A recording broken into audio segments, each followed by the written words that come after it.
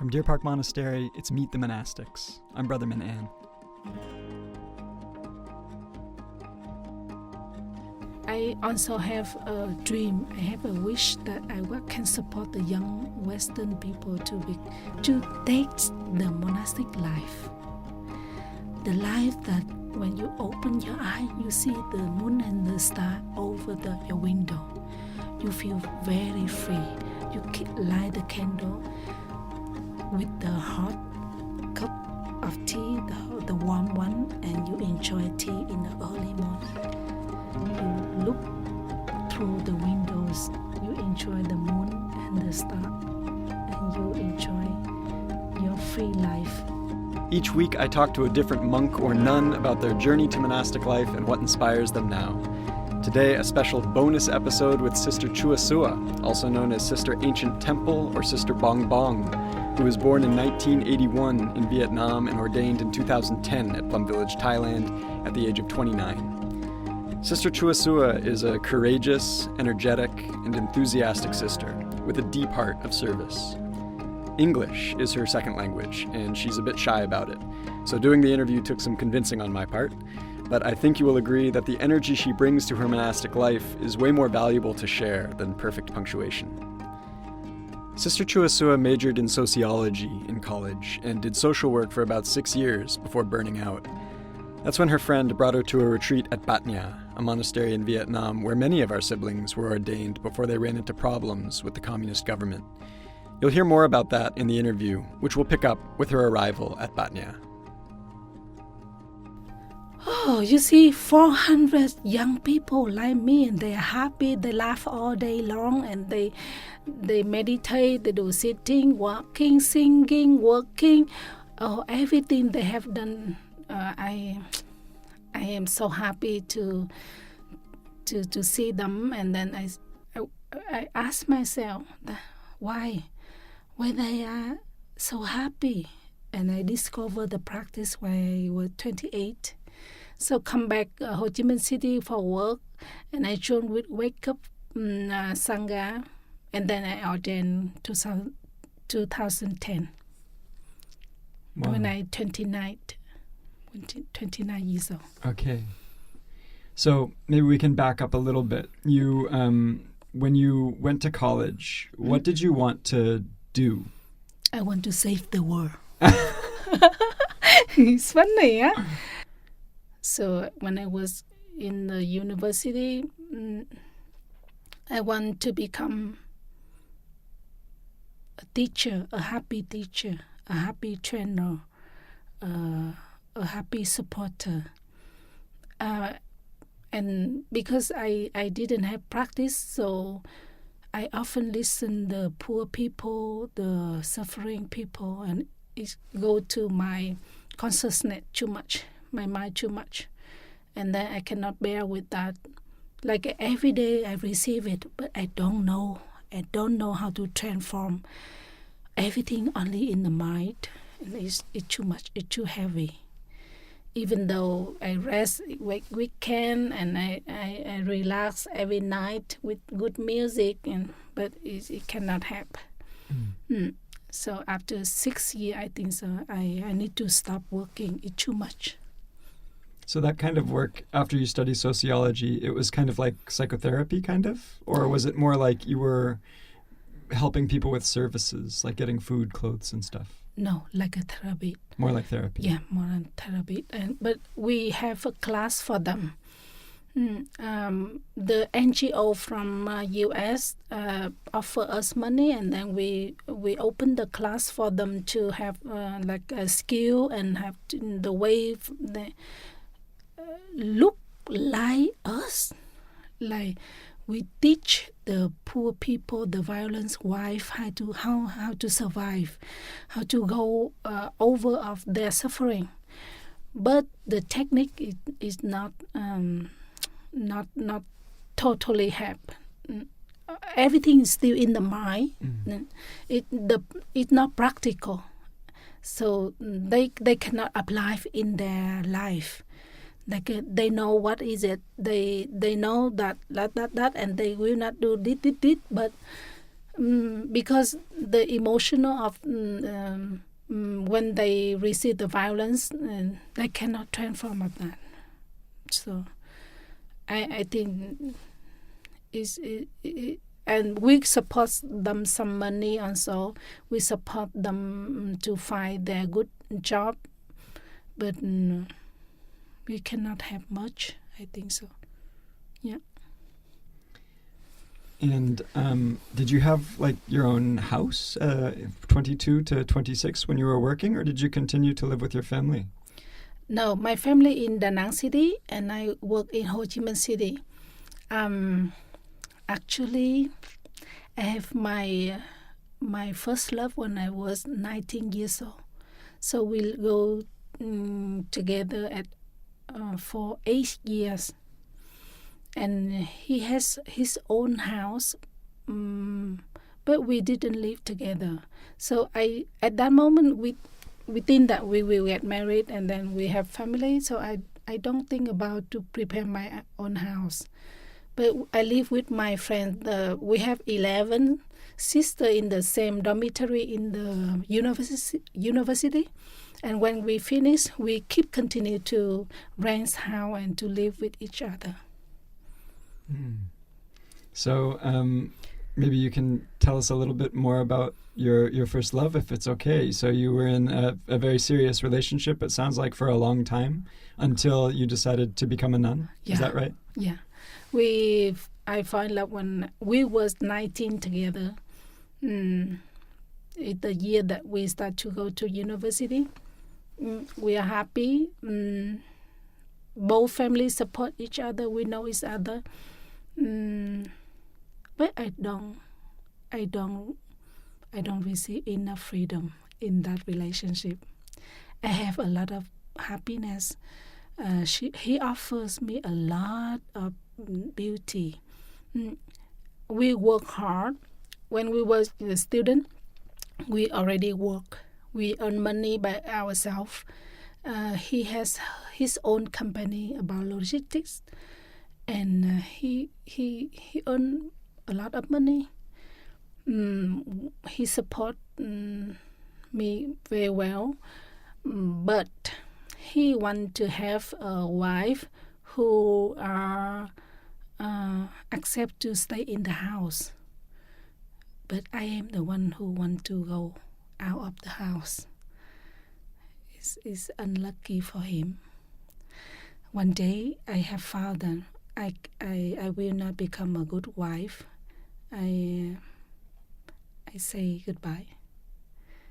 And then it was difficult, but thankful that lucky that now when the young people come to the monastery, I have 13 years for monastic life, and then most of them young people, and they come with their love story about difficult, and I understand everything, everything, and then I support them easily.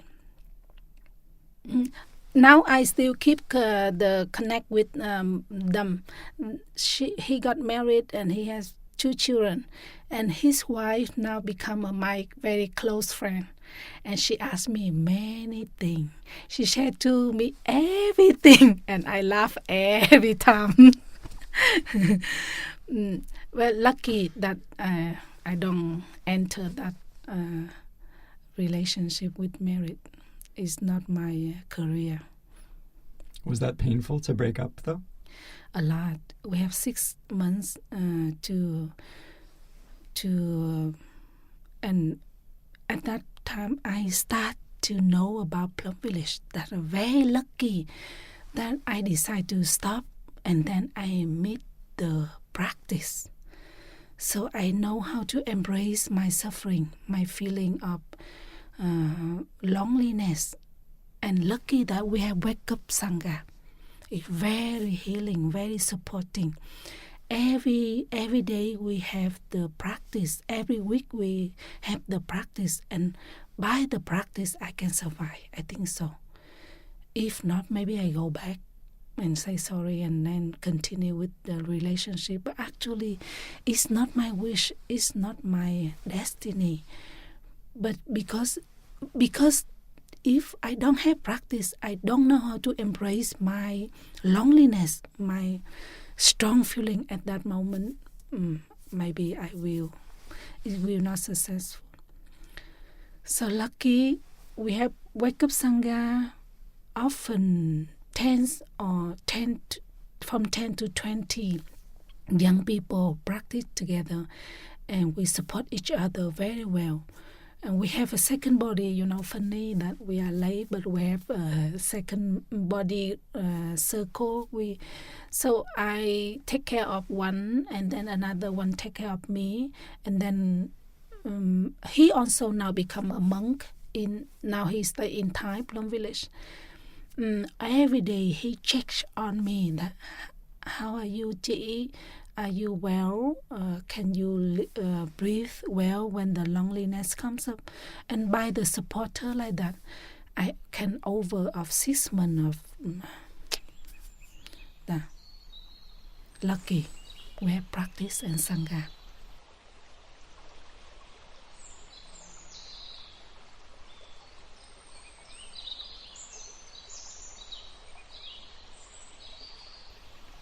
So you went to Bát Nhã or Prajna Monastery, which was our center in Vietnam, which closed after only a few years. But there were 400 young people there who were new to monastic life.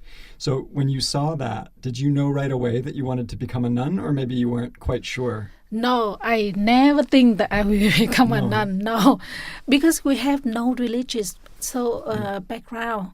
So I never think that I will become a nun. But at that moment, I also changed my career, my job. So I changed. I become a trainer in the life skill company for the teenager. So, and it's so funny that one day, when the elder sister interviewed me, and I answered them that, I don't have the idea that I become a nun, a monastic, because I see here, like I changed the company. And then the life here is like my life before. Because I compare for the retreat in the Nha Monastery and the class that I opened for teenagers outside. My company take a lot of money for those who join with one class, one tour. We have outdoor and indoor, and we stay in the hotel. We have the training for them. We have many very good, but we also take a lot of money from their parents. But compare with a retreat for the monastery, the monks and the nuns take it very cheap, very, very cheap. I remember only maybe $10 for 2 days and 1 night. But compared with my class, it's more than 20 times for that. But the result, the happiness after that is monastic better. I'm sorry, my boss, if you hear that. And then I compare my life, my career in the reality and monastery, and I decide that why don't I become a nun and to learn that technique, because it's good for me and it's good for young people. And then I asked for become an aspirant for 5 months. And then the day that I decided to become a nun, so the elder sister interviewed me, asked me why you want to become a nun. And I answered that I don't have the feeling that become a nun is something different than my life. Stay in the monastery, do what you are doing, and live the life like simple and freedom like that is my wish. So I have the feeling that I changed my company and become a brown color, and for me it's not very difficult to become a nun. That's very interesting, because I think a lot of people, they think that when you become a monastic, you're like a totally new person. Like everything starts over again. But for you, you see it as like a continuation. You know, you were working as a social worker, and then you were working with teenagers, and then you became a nun. It's like very, very clear. You know, it's like very straightforward. It's a continuously become a happy person. So, and then, because of meditation, so we discover ourselves very much. And I have found that, why I become this, I do that at that moment. So now I look back, because of my parents, they have that seed, the seed of want to live the life free. And they enter the community life very early. My mom entered the community life when she was 12 years old, and my father about 18. And then when they get married, they out of the community. And then my characteristic very similar like them, that want to have a happy life, joyful, collect people, raise the happiness, freedom, and understand things around us. You were inspired by seeing your parents in community, and then when you saw what was going on at Bát Nhã, that felt something like you wanted also for yourself. Yes, you see that 400 young people receive around about 100 people, also young, come to the monastery, live together around almost 1,000 people, almost, for 2 days and 1 night. You see the form very different, that the young lay come in their face, suffering, hurry, sadness, loneliness. In the another side of monastic, they are fresh, they happy, joyful, freedom. Oh, they very like a nature. And then we mix two color together for 2 days and 1 night. And after the moment that we say goodbye, go back to the city, I see that on the face of lay young people, their face were brighter, freedom and happier.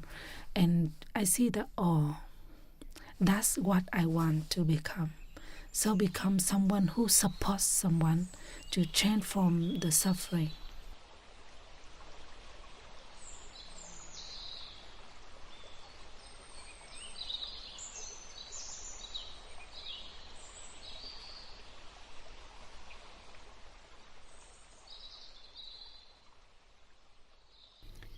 Can you talk a little bit about Bát Nhã, and how long did you live there? And what was that experience? Oh, Bát Nhã is a very beautiful monastery, We have monk hamlet and 2 nun hamlet. One is Mây Đầu Núi, one is Bếp Lửa Hồng.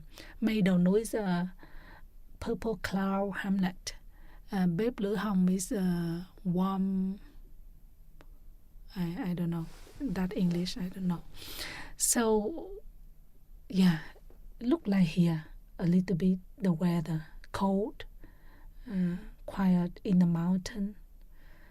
Funny that in the mountain, 100 of the young people who meditate from early morning, 3:45 until 7 p.m. Yeah. We live in the monastery. We do many beautiful things with the simple life. I love it. It have the stream, a lot of beautiful image comes up in my mind now about prajna. Funny that I have a camera, the very professional one. And every time I came to Prajna temple, I bring my camera and I tell that, okay, I will take a lot of pictures of Prajna Monastery. But for 2 years, I didn't take any. Because I love the practice. I follow the practice. When I do walking, I don't want to take off my camera from my bag. When I do sitting, I only want to enjoy it and eating and working. So at the end, I don't have any picture of prajna. So it's only in my heart. But it's very beautiful. Were you there for the closing of Bát Nhã as well, in the trouble? Yes. I was there in the terrible days. That the days they put the cow poo on the monastic, and it's a rainy day. It's a big memory of my life. At that time, I was a wake up Sangha member, so they closed the door for 400 monks and nuns, and I decided to go out. But I don't know why I decided to stay back for a few days to see the violence by my eyes. I cry a lot. It's heavy. I write the article at that moment only for ice cream. So I have some friends they are the newspaper writing, and I call them to come and to witness of that, but they don't come. They don't dare to come. And 2 days after the big violence day, I decided to go out and to support the group of the supporting food for the monastery, because 400 people, but the door is closed. So the main door is closed. No food can come to the main door. So we have group of OI member, and we hire ourselves, and we receive the rice.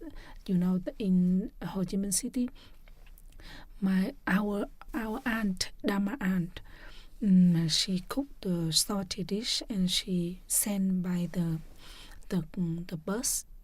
And then we receive from the bus station, and we find someone to hire and to bring for 400 for 10 days like that. No food, no water, no electricity. It's a big fear, so can raise at that moment. But we have done well. So 400 people, 400 monks and nuns, they were safe. Not hungry. We have only group of 7. 6 of them is OI member. Only me, the one young wake up. And we hide ourselves. Many funny story about 10 days of supporter food for the monastery. But because of that moment, I decided to become a nun. It's funny, yeah? Everybody come to monastery when they're happy, they receive many support, and they decide to become a nun. For myself, I decided to become a nun when the monastery almost gone. We have no place, and we don't know can we build again the monastery, and we don't have place to stay. But my bodhicitta grew up at that moment. I asked my elder nun at that moment, can I become a nun? And he asked me back, we have no monastery now in Vietnam. We have no food. We have nothing. You want to become a nun? I say, yes, I want. I don't know why, but that's a moment to become a nun is the moment that we don't have the monastery anymore in Vietnam. And lucky that we have Thai Plum Village Center open it after that. And I ordained in Thai Plum Village, 2010, 13 years ago.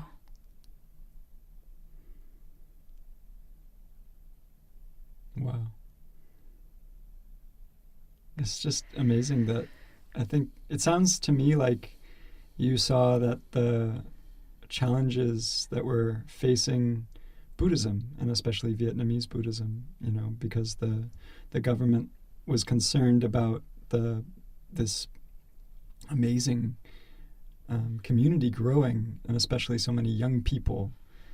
So the government felt a kind of threat, and that inspired you to say, I want to be a part of this kind of growing resistance, a kind of revolutionary spirit. Do you think you connected to that? Yes. I don't know about the future at that moment for monastery, but I have connect with the energy of the young people who can live very non-violence in front of very violent people.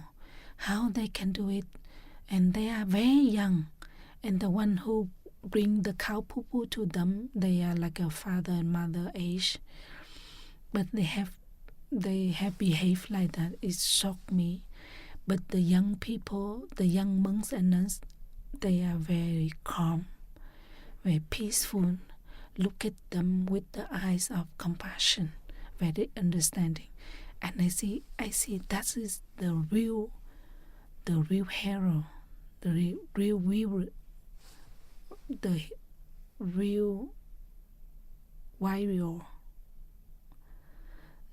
Thai teach us we have warrior. Warrior. We have a meditator, we have an architect, and we have a warrior. The hero, the artist, and the warrior. Yeah. Or the warrior, the meditator, and the artist. Yeah. Yeah. I have seen they have that characteristic very strongly, very beautiful. I want to become someone like that. So Bát Nhã closed and you had to go to Thailand. Yes, we go to Thailand. But I was lucky that I have done the aspirant time in Root Temple in Diệu Trạm, close to Root Temple for 5 months. In Hue. In Hue, yeah. Which is the temple where our teacher ordained. Yes. And trained. Yeah. Chùa Từ Hiếu Temple. So you were able to do your aspirancy in Tu Hieu, and then you went to Thailand in order to become a nun. Yeah. Okay. And I stayed in Thailand for 1 year and a half. And the Sangha moved me to New Hamlet in France, Plum Village. I stayed in France almost 10 years, I think so. Yeah. And then I went back Vietnam to take care of my father. He got cancer and he passed away after almost 2 years with my supporting. And now I am in Tibet for 6 months. Wow. Lucky that I have practiced almost more than 10 years.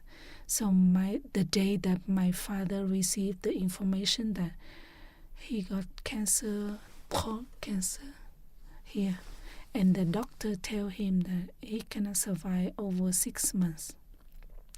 And he called me and he asked me to go back home to support him. Lucky that I go home to support, and he has 2 years. He can maintain his life 2 years, and in almost 2 years, and in that time, lucky that he has a daughter nun like me. I create the family life for my father, my mother, my grandmother, and my younger brother and his family. We had a very beautiful time together. We go travel together. We go back to the hometown, my mom hometown, my father hometown. I offer him a chance to visit all his old friends, his aunt, uncle, and everybody in his life. I also tell him, okay, one day you will leave, so to prepare for him to leave. And lucky that he passed away very peaceful, and he accepted. He smoked too much. That's why the cancer appeared. After he passed away, I stay home to support my family. I chant the sutra every day. I do sitting meditation, and I support my grandmom, the mother of my father. She's 95. She can wash her own clothes. She can cook. She healthy, but her son passed away. But I support her, and lucky. I think if every family have one monastic, it's very helpful for the special case that the monastic can stay there, support, calm, offer the peaceful energy for the family in a very strong situation.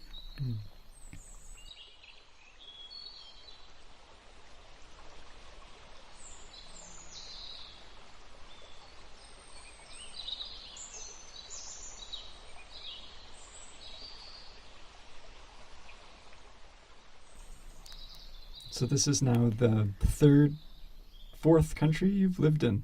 So Thailand, and then France and US after Vietnam. And you've been at Deer Park now for how long? More than 6 months. And how do you restart? I feel like you are kind of a wanderer, now you're fourth center. What's it like to start again now after 13 years and none, right? You know that every monastery of Plum Village, we have the same schedule. We have same activity. So just enter the monastery, even though anywhere, you will see the monastic life is very similar, very easy to join, enjoy.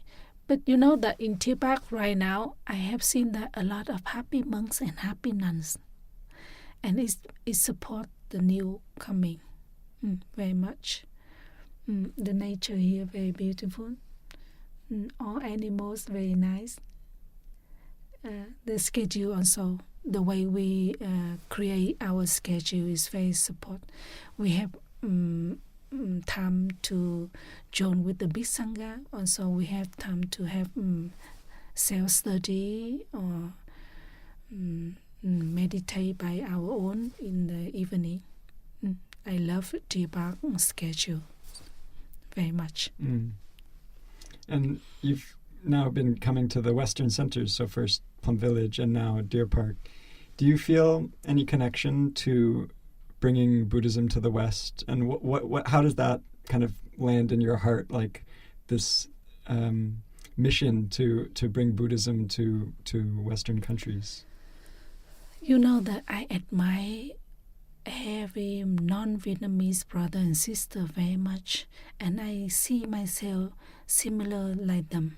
Because even though I am Vietnamese, but I never came to temple, monastery, or church before to become a nun.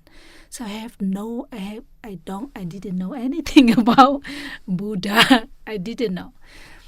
So for myself, to live the life with meditation is a beautiful life, and it's now for young people. It's a model life now. And I love I think I'm lucky that I have two culture in myself now, the Western culture and the Asian culture. And I learn from the beauty. I learn the beauty from two culture, and I I also have a dream. I have a wish that I can support the young Western people to take the monastic life. The life that when you open your eye, you see the moon and the star over your window. You feel very free. You light the candle with the hot cup of tea, the warm one, and you enjoy tea in the early morning. You look through the windows, you enjoy the moon and the star, and you enjoy your free life. I think the young people should enjoy that. I love the road from the nunnery to the big hall to do sitting meditation every morning. It's very beautiful, very, very beautiful. For me, monastic life is the life of freedom, the life that I can do what I want. Now I start to do the diary. I write the diary for my family. It's like the good book for my nieces. When they grow up, they can understand how was their grandfather, how was their grandmother, how was their grandmother, their parent, and I transmit the practice by the diary for them. So by the monastic life, I can do it because I have enough the noble time practice. So every early morning after enjoy the tea, I start to write a little bit. So every day a little bit, and it become a long story. So monastic life have time to do something like that. Because our mind is solid, freedom, have space of time. So I can do it.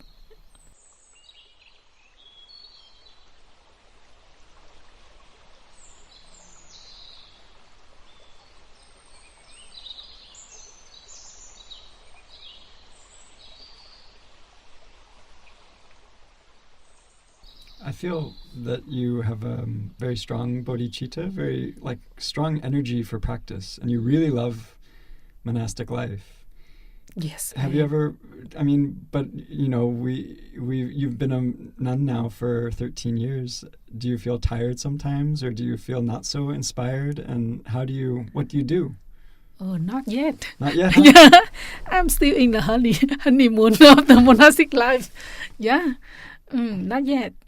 Because I have taken the life in the company before, the life that have house, have a good boyfriend, have company, have money, have everything. But it's not, I don't have enough happiness and freedom that I like. And now I have what I like. I love the monastic to go hiking together. I love the day that I cook in the monastery. I love the Dharma talk, the Dharma talk. I love the walking meditation. I love everything in monastery. Yeah, it's still very good. It's very delicious life.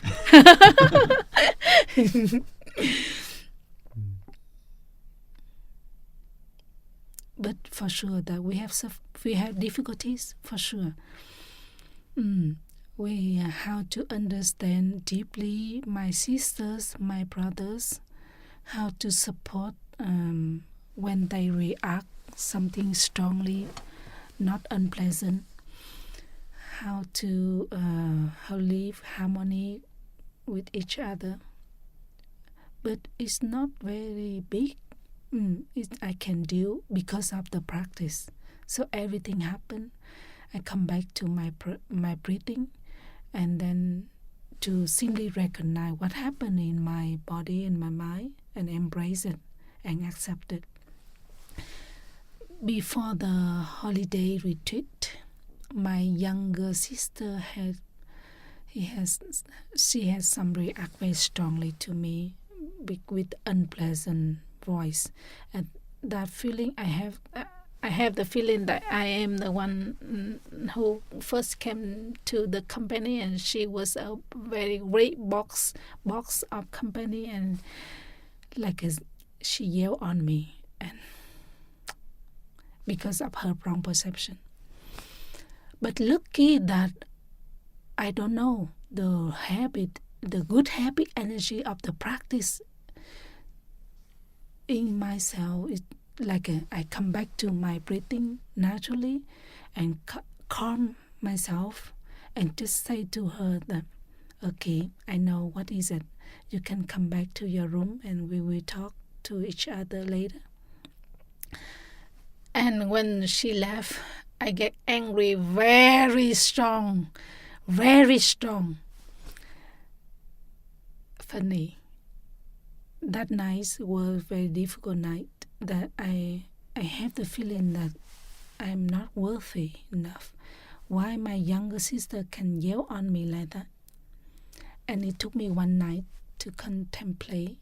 And then the early morning after, I listen Thai Dhamma talk. I have that habit that I listen Thai Dhamma talk or Thai book every early morning. So I listen Thai Dhamma talk and I find out the answer. I can embrace my suffering.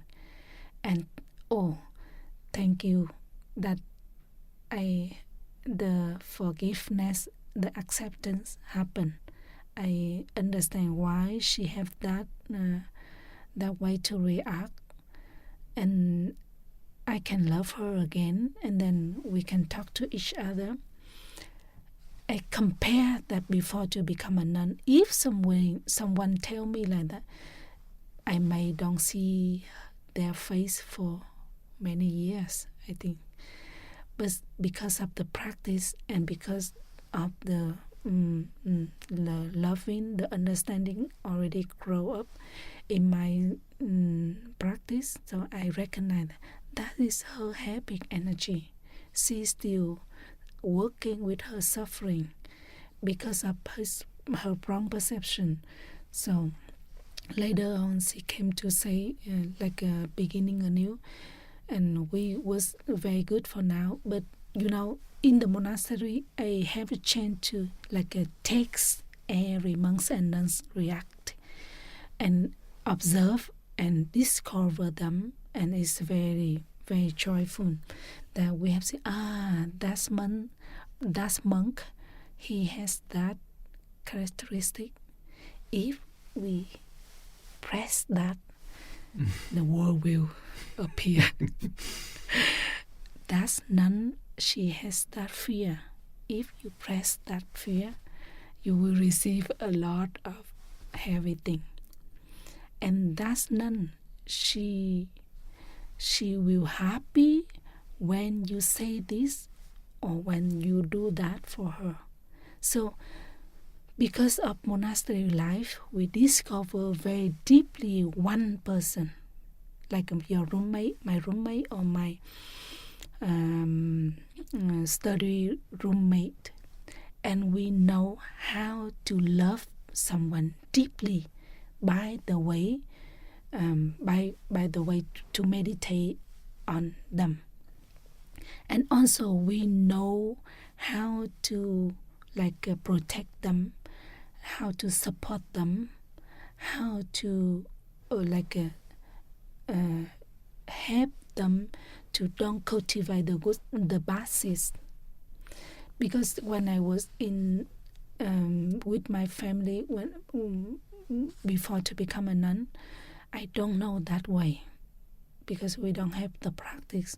So every day we have a habit to often to water in the not good seed in the family member, and we get angry right away, and we are tired after a day to live together with family member.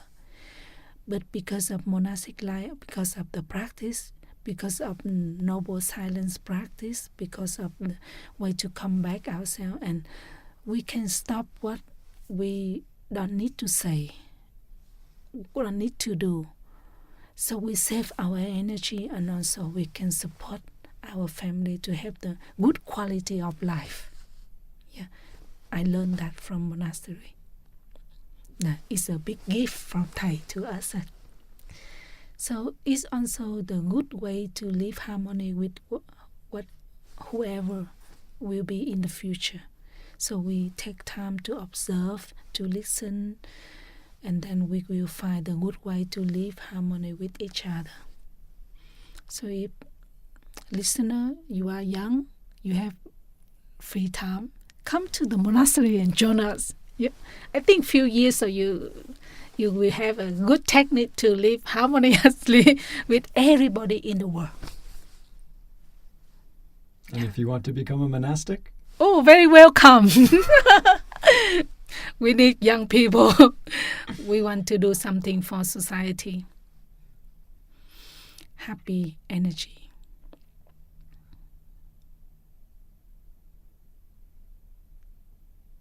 Happy life. We are lucky, huh? We are very lucky. We have the technique to live deeply in our life, enjoy every good condition around us. This morning in the nunnery, we have 2 new sisters come from Vietnam, but they was in Australia, in France, New Hamlet, Lower Hamlet, and Thailand, everywhere, and then they came here. Sister Thể Nghiêm and Sister Tận Nghiêm, and they bring some good coffee from high mountain of Vietnam, and we have a coffee moment together in nunnery. We have that moment often in the nunnery. Tea moment, coffee moment, talking moment, or sitting silently moment. Enjoy the mountain. The nunnery very beautiful. Around the nunnery is a mountain, so we just sit there and enjoy the bird singing, mountain, and we discover many things inside of us. The insight comes from the noble silence. I love it.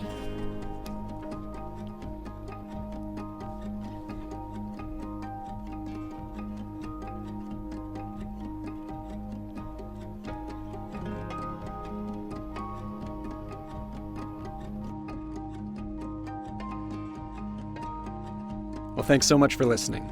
Today's episode is produced and edited by Kenley Neufeld, with special thanks to Sister Chua Xua for sitting with me and sharing her story. Music is generously offered to us by Benjamin Portson and Alex Klein. Meet the Monastics is recorded at Deer Park Monastery, a mindfulness practice center in the Plum Village tradition of Zen Master Thich Nhat Hanh in Escondido, California, on the traditional and unceded lands of the Kumeyaay Nation, to whom we extend our gratitude and respect. Deer Park offers mindfulness retreats and public days of mindfulness throughout the year, and a 5-year monastic training program for 18 to 35-year-olds. If you're interested in visiting, check out our website, deerparkmonastery.org, or follow us on social media. I'm Brother Min An. See you next time.